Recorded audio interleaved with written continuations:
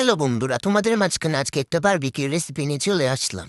যেহেতু শীত পড়েছে, বারবিকিউ খেতে অনেক ভালোই লাগবে।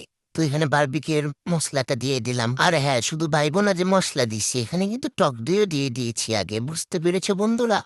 টক দই থেকে শুরু করে যা যা লাগে সবকিছু আগে দেওয়া হয়ে গেছে, এখন 2টা মশলা দিয়ে দিলাম। আর হ্যাঁ, এখানে কিন্তু 6 কেজি মুরগিও ছিল।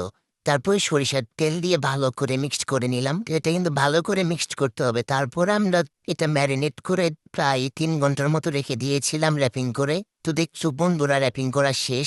এখন আমরা কয়লা বানাবো। তো দেখতেই পাচ্ছ এখানে অনেকগুলো লাকড়ি নিয়েছি কয়লা বানানোর জন্য। কয়লা বানিয়ে মুরগিগুলাও দিয়ে দিয়েছি, দেখো ধোয়া উঠতেছে। মুরগিগুলা দেওয়ার পরে দেখো বন্ধুরা, কত সুন্দর হয়েছে মুরগিগুলা। খেতে যা মজা হয়েছিল তোমাদের কি বলবো। এই শীতের মধ্যে খাইতে যা লাগবে।